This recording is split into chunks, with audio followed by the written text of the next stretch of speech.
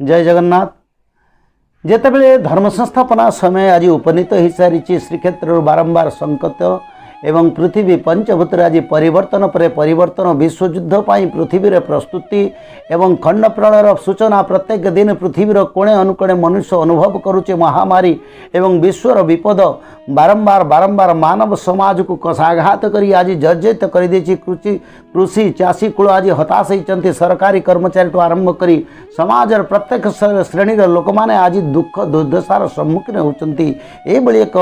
एक स्वतंत्र समय मालिकार विशेषत्व आज समाज को उपलब्धि करने को पड़ो। तेणुक महापुरुष कहले प्रभु आसवे अवतार ने भक्त मान सहित प्रभुंर मिलन हम आते प्रभु सहित समस्ते भक्तर एकत्रीकरण होते धर्म संस्थापना को पृथ्वीर कौन शक्ति विश्व ब्रह्मांडर कौन शक्ति से जिते बड़ शक्तिशाली देश हो ताको बंद करें। तेणुक जिते भक्त मान मालिका लिखा जाइए एवं भक्त मान एकत्रीकरण बिना धर्म संस्थापना किभଳି हम। तेणुक जितेबले मालिका चारिआडे प्रचार हम जो माने भक्त थिले सत्य त्रेता द्वापर कली एवं कली रे जो माने भक्त होकर जन्म होती से माने मालिका को शुणी प्रभु को अनुसरण करेंगे। तेणुक धर्म संस्थापना समय जिते निकट हो जाइए तेणु भक्त मान ये बहुत अमूल्य कथा कहीं महापुरुष कहले न पाइबे भक्ते खोजी भ्रमिनाना देश निश्चय ख्यात करिबोरे तू ही राम दास कहले न पाइबे भक्ते खोजी भ्रमी नाना देश आ निश्चय ख्यात करिबोरे तू ही रामदास। तेणुक भक्त रामचंद्र को महापुरुष अच्युतानंद कहले मालिका प्रचार नहेले भक्त माने प्रभुंकर संधान पाइबे नहीं। तेणुक मालिका प्रचार हम आ मालिका प्रचार प्रकृत समय वर्तमान चली। तेणुक महापुरुष कहले भक्त मैंने जिते न पाइबे रे रामचंद्र जो मालिका रे तू पचारुचु प्रभुंकर जन्म विषय प्रभुंर जन्मस्थान संबंध में प्रभुंकर लीलावतार स्थान संबंध में आ प्रभुंकर लीला समय संबंध में एवं प्रभुंकर भक्तर किभଳି मिलन हम ये संबंध में जो मालिका मत तू प्रश्न करुचु ये विषय जिते मालिका प्रचार हम मानव समाज रे भक्त मैंने ता भीतर बछा हे। तेणुक कौन हम ना निश्चय ख्यात करिबुरे तू रामदास ए रामदास तू जो मालिका मत पचारुचु ना ये मालिका माध्यम प्रभुंकर परिप्रकाश हो। तेणुक महापुरुष कहले जिते मालिका प्रचार हेब गाँ गाँव मालिका भक्त माने शुणिबे। महापुरुष लिखिले भक्त उदय होइबे गाँ गाँ बोली मेली करिवे हरि चरण भजिबे। तेणुक कौन हम ना भक्त सब छोट छोट ग्रुप होगी गाँ गल जो मैंने सब थे सहरांचल थे विदेश जो मैंने थे समस्ते छोट छोट ग्रुप होगी से माने प्रभु विषय आलोचना करेंगे प्रभु को खोजे एवं मालिका को अनुसरण करेंगे एवं कल्कीदेव को खोजे। तापर कौन हम ना जब समस्ते जिते प्रभुंर ठिकଣା पाइबे से कौन हम ना समस्ते एकत्रीकरण होगी प्रभु पाखु आसवे। ताले कोठी प्रभु पाखु आसवे भक्त सुमेल होई एक ठूल खंडगिरी पासे जीवे अनंत मुहूर्ति दर्शन करीण सर्वे सर्वंकु चिन्हिबे। कहले भक्त सुमेल होई एक ठूल खंडगिरी पासे जीवे। तेणुकर पृथ्वीर जेते भक्त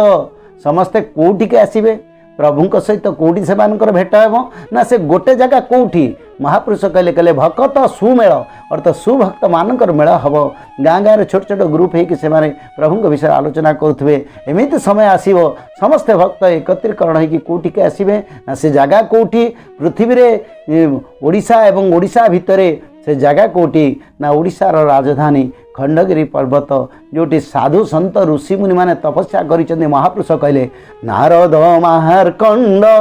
शंभुजे पौलस्ती अगस्ती अंगिरा आदि गुंफारे भजन करंती से माने कलंकी नाम को नीति। नारद मार्कंड शंभुजे पौलस्ती अगस्त्य अंगिरा आदि तेणुक सप्त ऋषि 60,000 ऋषि जो तपस्या करुँच ओडिशार एभली जगह कौटी ना एवं से जगह हूँ कौटी ना ओडिशार पवित्र स्थल लिंगराजंकर पवित्र क्षेत्र माँ भवानी पवित्र क्षेत्र काशी वाराणसी छाड़ी लिंगराज महाप्रभु जो क्षेत्र आज अवस्थान करुँच से पवित्र क्षेत्र मध्य अवस्थित खंडगिरी स्थान एकाम्र कानन तेणुक खंडगिरी की एकाम्र कानन बोली महापुरुष प्रमाण कले तेणुक भक्त सुमेल हो एक ठूल खंडगिरी पासे जीवे अनंत मूर्ति दर्शन करिण सर्वे सर्व को चिन्हिबे तेणुक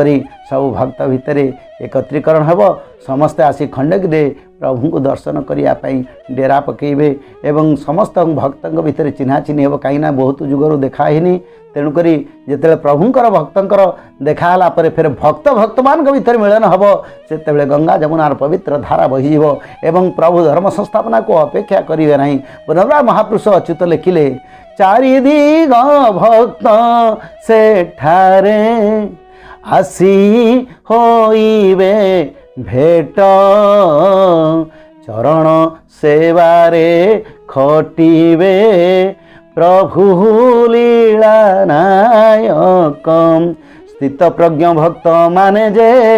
भावे करिवे ठाव अमरावतीर महिमा तहु प्रकाश हेब तेणुक चारि दिगरु 14 कोटी भक्त खंडगिरी की दौड़े कहीं ना जोटी अनंत कोटी ब्रह्मांडर ठाकुर कोटी कहीपर नाथ अशरण शरण कारण कारण भक्त मानकर अमूल्य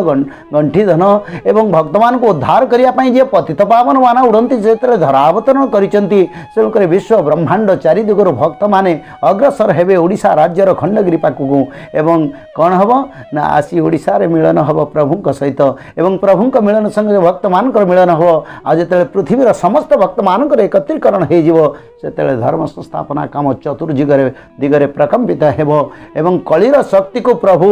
गोटे निमिषक मात्र रे भक्त माने दली देवे जहाँ महापुरुष लिखिले कले दली देवे घोर कली टली जीव घोर कली दली देवे मेली चेताईण गीते कहे अच्युत जे भाड़ी तेणुक घोर कली की भक्त माने पादरे दली देवे एवं भक्त मानकर विजय हेब प्रभुंकर बाना उड़ीब पतित पावन बाना ये जो पतित पावन बाना आज उड़ी जाऊँगी श्रीक्षेत्र में बारंबार पुनर्बार से पतित पावन बान को कलकी देव प्रतिष्ठा करी भक्त मान को उद्धार करने शरण रक्षण होई 1009 वर्ष भक्त को सुख देवाई खंडगिरी प्रभु धर्म संस्थापनार कार्य आरंभ करेंगे तेणुक भक्त मानकर आगामी दिन में प्रभु सहित भेट हवा समय आसुच्ची से समय उपनीत आज मालिकार प्रचार होची तेणुक भक्त मान सचेतन हवा दरकार ये समय को जब बुझी न पारिबा एमिति समय आसीबो आमे हजिला पदार्थ हरेला पर आ पाइबा को समय नथिबो तेणुक